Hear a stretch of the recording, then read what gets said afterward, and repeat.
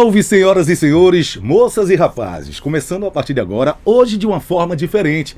O Lilão hoje vem em duas plataformas simultâneas, tá? 95.1 no clima certo e também no Papo com Lilão, que você vai poder acompanhar também pelo nosso YouTube no Tropical FM Recife. Estou aqui, gente, com um cara que eu já conheço há vários anos, na verdade, que é o Dr. Miguel Coelho. Por que doutor? Porque ele também é advogado, né? E hoje pré-candidato a uma das duas vagas que teremos o ano que vem no Senado. Miguel, seja bem-vindo, meu irmão. Fala, Lilão. Tudo bem? Muito bom dia. Era um prazer tê-lo novamente aqui na Pois rádio. Obrigado pelo convite para a gente poder retornar, tanto para Tropical quanto para o podcast agora. É verdade, né? Olha, Miguel, eu faço questão de começar, né?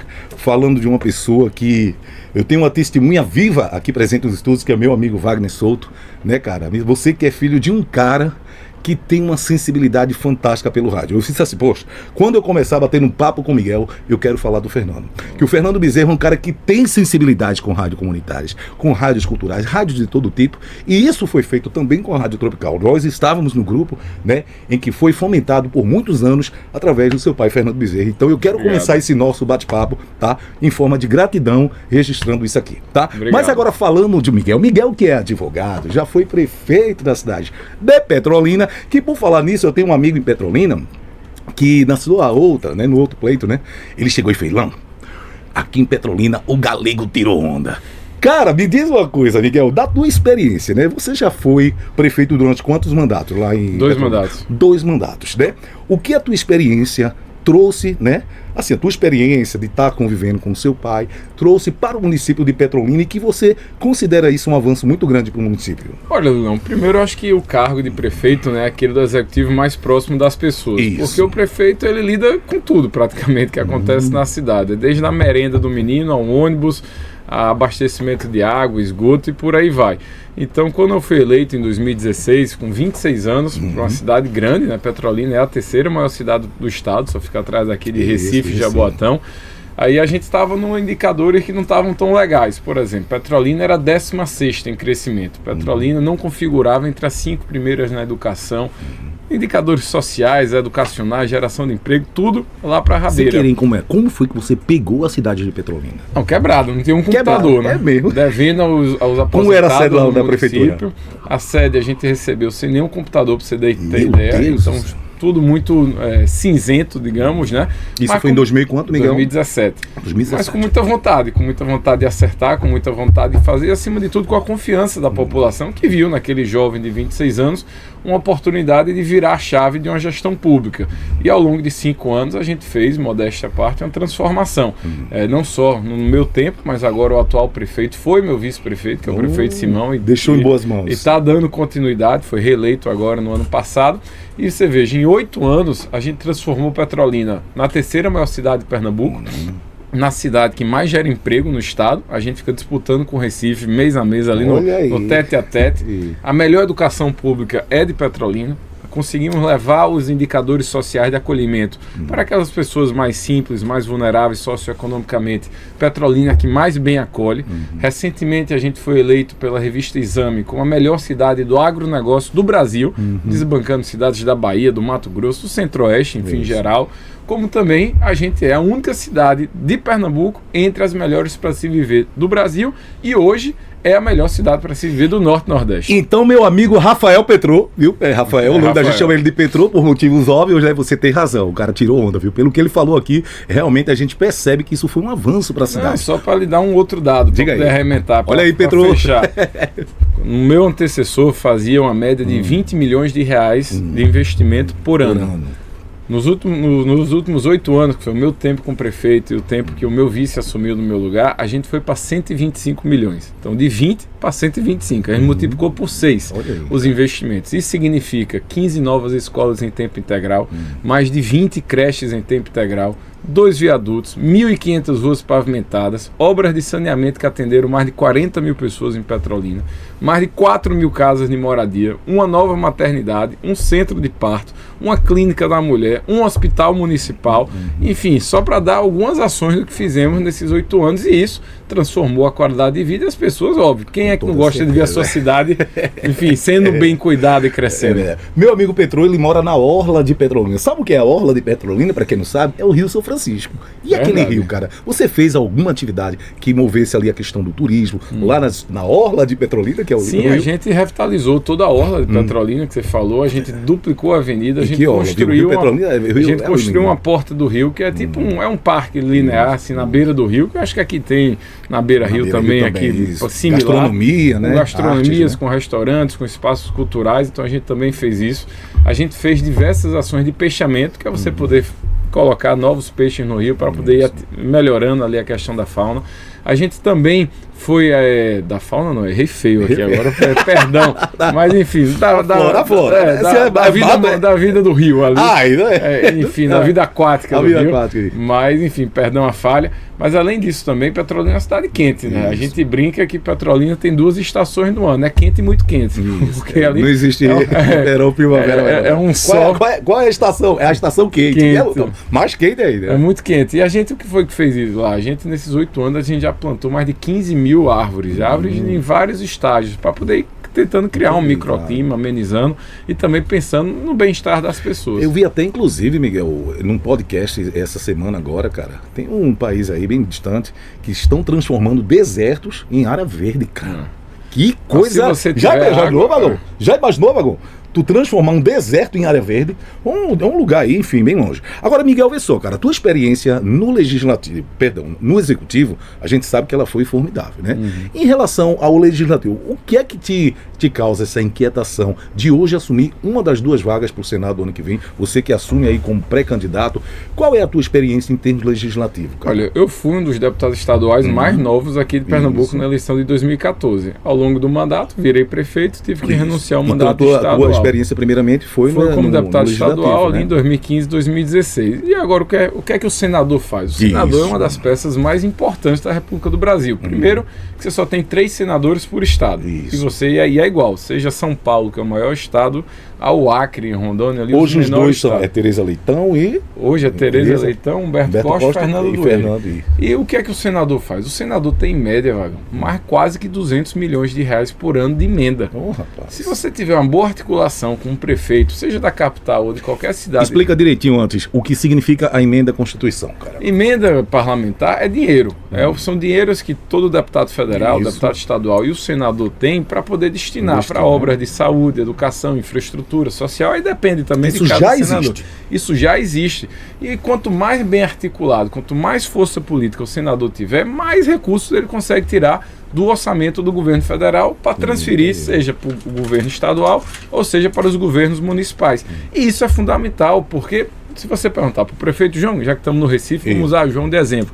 Se você perguntar, João, para fazer todo esse mói de obra que tu está fazendo aqui em Recife, só com o dinheiro da prefeitura dá conta? Claro que não dá. Claro que não dá. É por isso que ele precisa fazer convênios com o governo federal via emendas parlamentares ou via dinheiro próprio do Orçamento Geral da União, ou então pegar financiamento com organismos internacionais, como o Banco Mundial, o BID, por aí vai. Então é por isso que o senador é importante. Mas além do ponto de vista do dinheiro e da emenda, o senador é o que pega aquele emaranhado de políticas e de leis que muitas não servem mais para nada, e aí ele precisa ter a capacidade de diálogo, de articulação para simplificar. Entendi. Por exemplo, a gente está na boca aí para poder passar agora pela reforma tributária. Exato. É uma grande mudança no Brasil. Mas está todo mundo doido da cabeça sem saber como fazer, porque é uma novidade. E em vez de baratear, ficou mais caro. Em vez de simplificar, foi que gerou uma confusão da gota. Entendi. A partir do próximo ano. E cabe ao Congresso Nacional, que é composto pelo Senado Federal e pela Câmara dos Deputados, e poder dizer como a gente pode melhorar a vida das pessoas. Um outro tema, segurança, que é um tema muito que nos preocupa a todos nós. Ninguém gosta de viver com medo, naquele sentimento de impunidade. Quem é que pode mudar as leis de segurança do país? É o Congresso Nacional. Então é aí que você precisa ter um senador atuante, um senador com protagonismo, para poder botar o dedo na ferida e a gente poder de fato melhorar. Agora, ô Miguel, me diz uma coisa, cara. Eu acredito, né, na política. quando ela é assim, quando ela vem para agregar, né?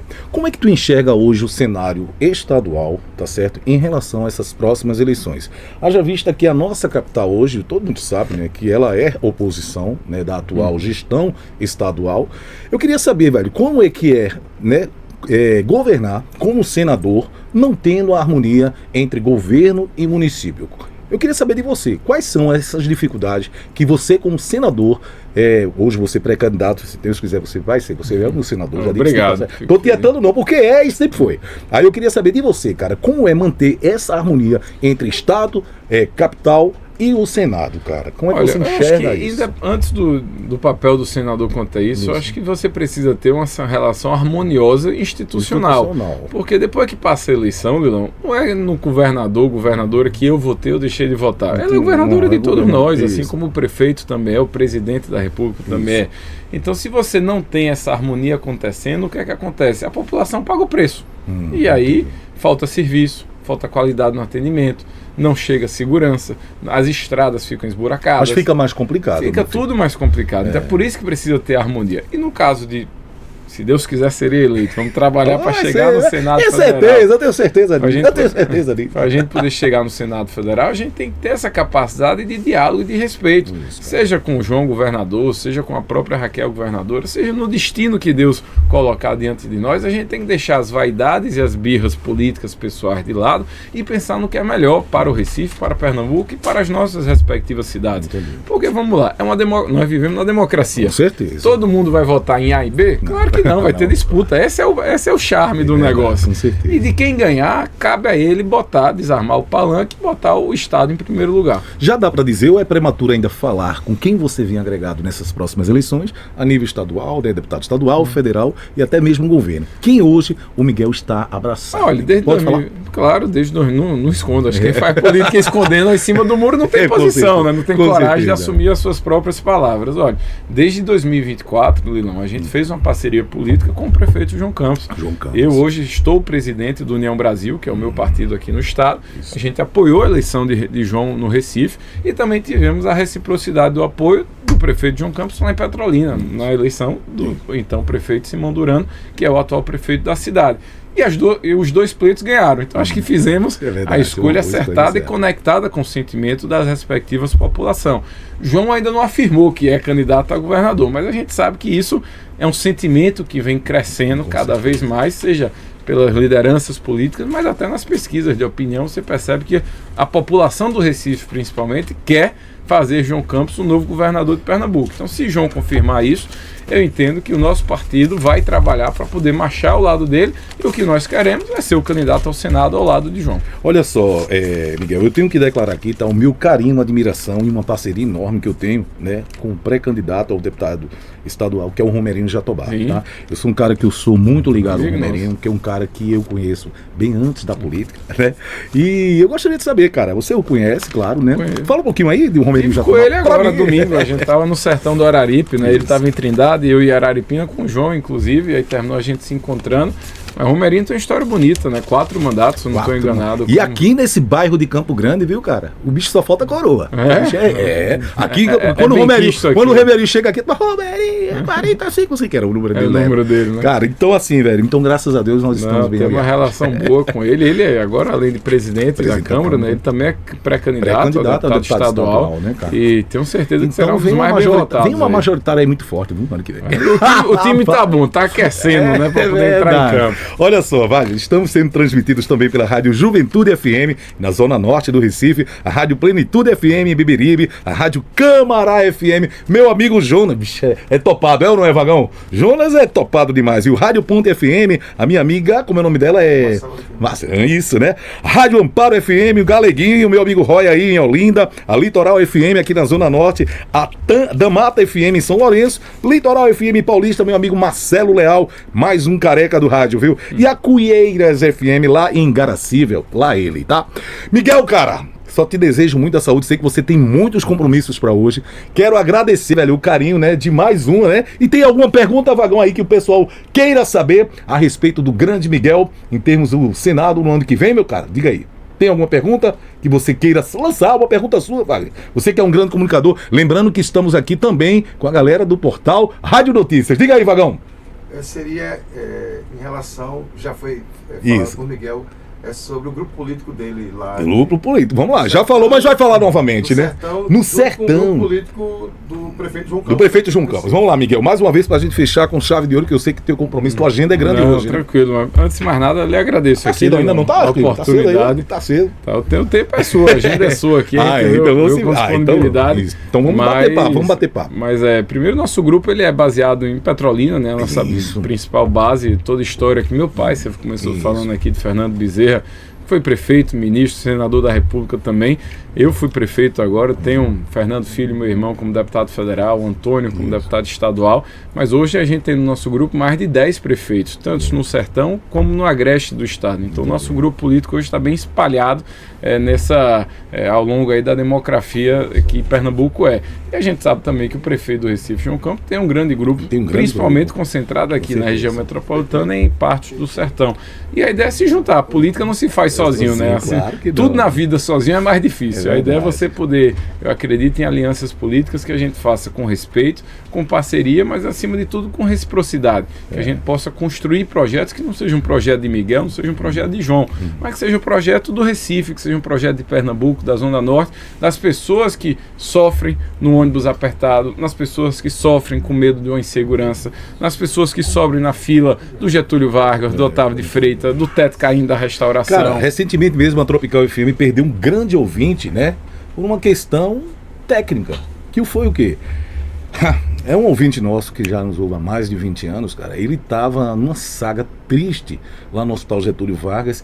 E pasme, cara, ele só não sobreviveu pela questão do elevador do Getúlio Vargas, só vive quebrando, cara. Ele estava na enfermaria, precisava subir pro centro cirúrgico, teria que utilizar o elevador, ficaram na promessa, não, vai ajeitar, o cara veio a óbito. Eu queria saber de você, Miguel, em relação, cara, quando é que Pernambuco a gente vai sair de um cenário em que, se tu vem da Paraíba, se tu vem do Rio Grande do Norte, ou até mesmo de Fortaleza, cruzando, né? Quando entra em Pernambuco, cara, eu não preciso ver as placas, eu já sei que eu estou em Pernambuco. Quando é que essa realidade vai mudar? As estradas de Pernambuco, para quem vem pela BR-101, ou seja, qualquer que for, ela é totalmente diferente, cara, dos demais estados aqui ao nosso lado. Isso é triste, é uma triste realidade que a gente enfrenta. Até mesmo para você sair, eu digo porque eu também sou músico, Miguel, e quando é final de semana, se a gente vai tocar em Caruaru, Recife para Caruaru são 2h30. Quinta-feira retrasada, nós participamos do Quintão no motociclismo. A gente tem que sair de 2h da tarde, porque para sair de Recife é que é complicado. Por quê? Porque o início das estradas, temos agora na 242, a 232, uma reforma por ali, eu não sei se por Moreno, por ali, enfim. Quer dizer, quando é a realidade, essa realidade vai mudar das nossas estradas, que são consideradas uma das piores do estado, Miguel. Olha, só muda quando o governo do estado resolver trabalhar, né? Trabalhar não só para ficar recapeando, mas a gente precisa parar de fazer o básico. Mas você pensa em trazer recursos nesse setor também? Sim, claro. Agora o senador da República, ele não faz a obra, ele manda o dinheiro. Ele fomenta, e aí precisa da capacidade de gestão de quem está sentado na cadeira do governo do estado para poder transformar dinheiro em obra, tirar projeto de papel em realidade. E de fato é muito triste. Se você, vamos pegar só os nossos vizinhos diretos, você pega Paraíba e Alagoas, dá um banho de asfalto na gente que dá dó, entendeu? E isso é muito ruim, porque a gente sabe que a estrada não é só questão do lazer, como você estava falando, é segurança para evitar acidentes, é infraestrutura para mover cargas, logísticas, e isso gerar mais negócios, gerar mais emprego, gerar mais impostos, inclusive, para que Pernambuco possa se desenvolver. Mas infelizmente o que a gente vê hoje em Pernambuco, não, é o estado que é campeão do desemprego nacional, é o primeiro no Brasil em desemprego.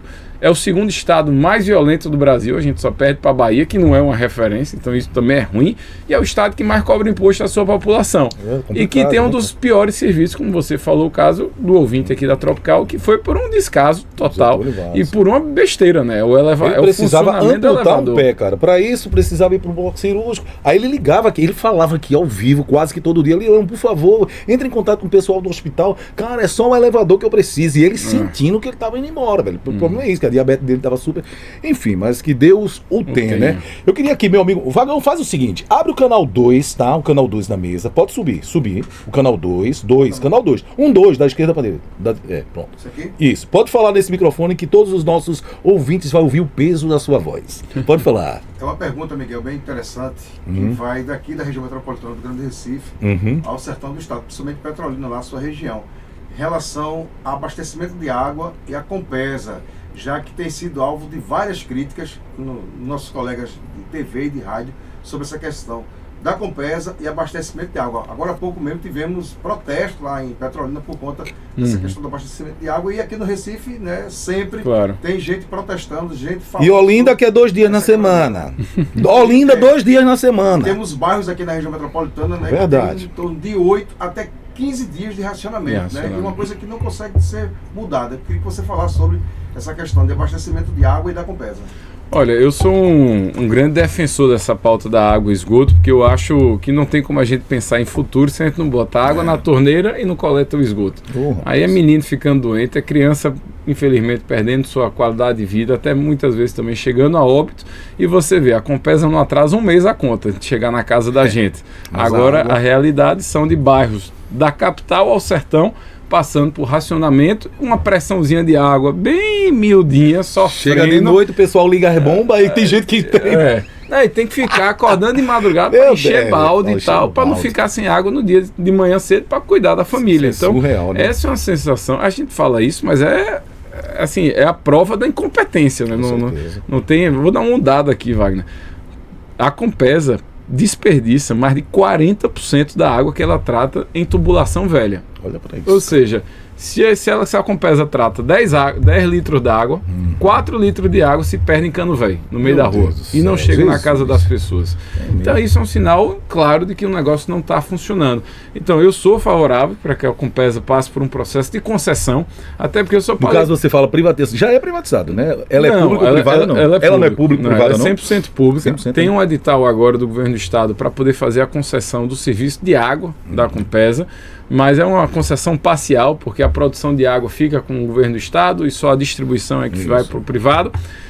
E eu acho que isso é um caminho natural, porque você vê, São Paulo já fez, Paraná já fez, Brasília já fez, Alagoas já fez, Rio de Janeiro já fez, o mundo todo já fez isso. E o Brasil, infelizmente, demorou para poder fazer. Mas, Lilão, sabe por que é tão importante? Sabe quanto que o governo do estado tem que investir nos próximos 8 anos para botar água na casa de todos os pernambucanos? Quanto? 14 bilhões de reais. O governo do estado não tem esse dinheiro. E se for nessa média de investimento que a Compesa e o governo do estado faz, vai levar apenas 60 anos para isso acontecer. Então não dá para a gente ficar postergando um problema tão sério como é o problema de água e esgoto. E só um outro dado que ainda é mais preocupante. Pernambuco hoje tem 9 milhões e meio de habitantes, mais ou menos, né? 6 milhões de pessoas não têm tratamento de esgoto. É esgoto na porta de casa, é fezes andando na rua do povo. Isso é um absurdo. Então a gente também não pode ver uma realidade dessa e ficar de braços cruzados. E assim, você falou, Wagner, lá de Petrolina. Petrolina está na beira do Rio São Francisco. E falta água. Aquela orla linda. A gente chama de orla. Eu acho lindo isso, pô. E falta água, pô. Falta água também, né? Não tem lógica um negócio desse, pô. A gente está sentindo o cheiro da água e a água não chega na torneira. Então, isso a gente precisa enfrentar e depende do governo do estado. Ô, Miguel, eu queria saber a tua opinião, cara, sobre um assunto que a gente debate muito aqui na Rádio Tropical FM, que é sobre a questão da privatização dos Correios, tá? Eu não vejo os Correios como um órgão, tá, que precisa dar lucro. Não vejo. Eu vejo um órgão que é de necessidade social. Sim. Por exemplo, eu tenho certeza absoluta, caso os Correios seja privatizado, a carta não vai chegar. A provinha do Enem, lá no Cafundé dos Judas, nem for. Então, assim, eu queria saber a tua opinião em relação à privatização dos Correios, que tem muito neguinho que quer usar esse artifício como forma de privatizações, né, para dizer que vai dar mais investimento. Como é a visão do Miguel Coelho em relação aos Correios em termos de privatização? Você acha que deve hoje é uma empresa pública. Isso. Se é uma empresa pública e privada, não é diferente. Ou ela dá lucro ou ela dá prejuízo. Isso. Se ela dá lucro, ela bota o dinheiro no bolso do governo federal, para o governo federal fazer Mas se pode pensar em lucro em algo que seja para necessidade? Não, então tem que mudar. Ela não é deixar de ser empresa para se tornar um serviço público. Ou uma autarquia, não? Ou uma autarquia, ou seja o que for. Aí, qual é a tua visão em relação a isso? Eu acho que primeiro não pode continuar dando prejuízo. Porque quanto mais prejuízo ela dá, mais dinheiro o governo tem que botar. Isso. E você sabe que existe a tal da concorrência. Você tem diversos serviços privados que são eficientes e levam essa parcela de clientes que antes dependiam exclusivamente do Correios e que hoje terminam por atraso, por ineficiência, seja ou até pelo custo que o Correio tem, e isso termina tirando esse cliente de dentro da base do Correio. Então eu acho o seguinte: primeiro, o que é que nós vamos fazer com o Correio? Se não é para dar lucro, não pode dar prejuízo. Se não é para dar prejuízo, tem que fazer esse serviço funcionar e funcionar de forma eficiente, preservando os direitos de quem são os trabalhadores do Correio. Porque assim, eu vejo a questão dos Correios, Miguel, dessa forma. Bicho, sinceridade, eu vejo muita coisa que eu tenho certeza que se for empresa privada não vai realizar. Pegar aquele jet skizinho para atravessar um rio porque vai chegar um mouse que o cara comprou através da empresa. Mas o governo já não entrega o remédio? Dá para entregar, se for um serviço. Agora, o que não pode, a gente tem que prezar pelo dinheiro público. Você paga seu imposto, eu pago meu imposto, e a gente não gosta de ver dinheiro indo embora pelo ralo. O Brasil é um país que mais tem empresa pública no mundo. É um negócio assim fora do padrão internacional. Entendi. Então, qual é a obrigação do governo federal? Ao meu ver, os governos, aí não só o governo federal, mas o governo municipal, estadual, o governo de uma forma geral, tem que prover saúde de qualidade, educação de qualidade em tempo integral, serviço social de acolhimento para as pessoas que estão na camada mais vulnerável do ponto de vista econômico e social, e de acolhimento para que essas pessoas sejam inclusas na sociedade economicamente ativa, até para que possam ter dignidade, possam ter prosperidade e possam ter qualidade. Segurança, porque sem segurança a gente não vive, nós não vamos ficar à mercê de vagabundo e de milícia, a gente precisa ter um Estado que funcione de fato. E por fim, infraestrutura, que aí aqui entra ônibus de qualidade, terminais integrados, ruas pavimentadas e asfaltadas, drenagem para quando chover a gente não ficar pensando que vai perder tudo que tem. Enfim, então eu acho que o governo tem que focar nesses 5, 6 eixos prioritários. Quando isso tudo estivesse funcionando, as mil maravilhas que a gente sabe que não funciona... Aí vem cultura, lazer, entretenimento ou não? Mas cultura e lazer está dentro da educação. Dentro da educação. Quando eu boto nisso aqui porque são entrelaçados, entendeu? Então, é porque se você for botando tudo como subtema, nós vamos ter 100 temas e tudo é importante. É verdade. Mas você não tem dinheiro para fazer tudo de uma vez. E como é que a gente pode pensar em ver o Brasil crescer se a gente não consegue nem garantir a vaga de creche para as nossas crianças? Como é que a gente vai fazer o Brasil crescer se não tem água tratada e esgoto tratado? Como é que o Brasil vai crescer se metade do... O Brasil tem 220 milhões de habitantes. 60 milhões de brasileiros vivem sobre o medo da milícia, sob ordem de milícia ou de tráfico. Olha isso. Então isso são problemas urgentes que o Brasil precisa enfrentar, entendeu? Para que depois que tudo essa máquina dos serviços essenciais, que são fundamentais e primordiais, estiverem funcionando, e a gente conseguindo produzir cidadão de bem que gere economicamente, que devolva economia ativa e circular para o Brasil, para todos nós, que eu estou me referindo, a gente consegue pensar em serviços que não é que não sejam essenciais, mas que não são primordiais, como é saúde, educação e segurança, por exemplo, entendeu? Agora, Miguel, me diz uma coisa, cara, pro ouvinte da Rádio Tropical FM e também a audiência do Papo com Lilão, eu queria saber o que é que nós vamos perceber, tá certo? Caso você hoje como pré-candidato, mas futuramente senador, vai perceber, opa, isso aí tem o dedinho do Miguel. Qual é a tua prioridade como senador hoje? Olha, tá certo, primeiro é se sentir parte. A gente mencionou aqui o nome dos 3 senadores. Não quero fazer nenhuma crítica, claro, até porque eu acho que o juízo de valor e avaliação cabe à população. Mas me diga, 3 ações de cada um dos 3 senadores. Eu não sei. Eu só vejo assim, né? As notícias, assim, senador é contra isso, vota contra aquilo.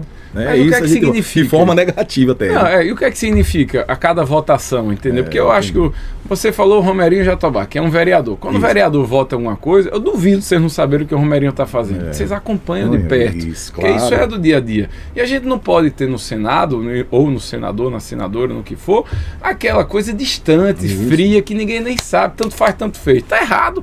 É o cargo mais importante do Legislativo do Brasil. Esse senador é o que pode mudar a realidade do Getúlio Vargas. É o que pode mudar a realidade da segurança pública. Do Hospital da Restauração. É o que pode mudar a realidade da restauração. Das nossas estradas que você falou. De poder ter uma lei de incentivo à cultura que seja mais eficiente, que possa potencializar. Alô, Caio do Cordel, teve aqui no meu podcast. A Lei Rouanet ainda mais. Rapaz, olha, rapidinho, Miguel, só para te deixar ciente. Cara, eu tive aqui um bate-papo com o Caio do Cordel. Cordel, que é um cordelista, poeta, cara, gente boa pra caramba. Aí eu fui falar da questão da fomentação, por parte tanto da Secretaria Municipal quanto também estadual. Ele disse, Lilão, a gente briga para poder usar o espaço público. Eu falando de fomentação e eles ainda lutando para poder se apresentar gratuitamente. É esse o cenário da cultura que hoje nós vivemos. E é por isso que eu abro espaço, não só para o cara do coco, o cara da ciranda, para o cara do cordel e tantos outros artistas que, infelizmente, hoje, gente, a realidade não é nem a questão de fomentar, porque todo mundo precisa de dinheiro. E eu digo a você, arte, tá certo, não é amadorismo, não. A arte é profissão. Tem pessoas que vivem de sua arte. Então, para isso, você precisa disso, porque o boleto chega. Tô errado, Miguel? Com certeza. Então, aí o Caio chega para mim e fala, não, você está falando de fomentação e eu estou falando de autorização para ter um espaço numa praça e a gente fazer um coco de roda nos finais de semana. Para você ver. Miguel, cara, é o seguinte, foi um prazer imenso tê-lo aqui mais uma vez. Fiquei super feliz, né, quando o Wagner trouxe essa pauta aí. Eu disse, pô, Miguel, cara, que massa. Já tivemos em outra oportunidade. E eu queria aqui que você deixasse aí, tá, um recadinho para os ouvintes da Rádio Tropical FM. Olha para aquela câmera ali, Miguel, o espaço é todo seu, fica à vontade. Lilão, primeiro eu agradecer a você, a Wagner, pela oportunidade de a gente estar aqui, tanto na Tropical, né, falando para a zona do centro do Recife todinho, como também aqui na internet, no podcast, com o Papo do Lilão. Muito feliz de poder reencontrar vocês e da gente poder falar dos problemas do dia a dia que nos assustam, que nos geram até medo em algumas dessas pautas, mas que com coragem, com fé, com determinação, se a gente fizer as escolhas certas, a gente consegue tirar Pernambuco desse momento triste que ele se encontra para poder ver não só Pernambuco, mas o Brasil de uma forma geral, um país mais justo, um país melhor. E aproveitar também, claro, esse momento de final de ano, né, de reflexão, de Natal, enfim, desejar um Natal muito abençoado, de muita luz, de muita fé, de uma renovação espiritual para todos nós e que a gente pense no próximo, que eu acho que está faltando solidariedade, está faltando empatia, está faltando humanidade um pouco mais assim presente nas nossas vidas, no dia a dia das pessoas e que a gente possa, pelo exemplo do Senhor Jesus Cristo, mas independente da fé, que a gente possa transformar o nosso ao redor, que a gente mudando o nosso ao redor, a gente muda a nossa sociedade, a gente muda a nossa cidade, o nosso estado, enfim, desejar um Feliz Natal e um 2026 de muitos votos. Votos de saúde, votos de felicidade, votos de amor e voto de voto, já que é voto de eleição, né? Mas muito obrigado. Cara, esse foi o bate-papo com Lilão e hoje trazendo aí o Miguel Coelho, doutor Miguel Coelho, tá certo que ano que vem, ele hoje pré-candidato ao Senado brasileiro, e se Deus quiser, né, vamos aqui estar trazendo ou depois, após as eleições, já como senador. Cara, prazer imenso. Obrigado, viu? Fique com Deus, muita saúde, velho. Como eu digo ao meu amigo Romerinho, cara, a única coisa que eu desejo a você é saúde, porque trabalho tu já tá acostumado. Corre atrás. Valeu, Miguel. Obrigado. Fiquem aí com a programação da Rádio Tropical FM e eu volto, viu? Logo mais às 3 no Brega Pai Dégua. Tchau, tchau.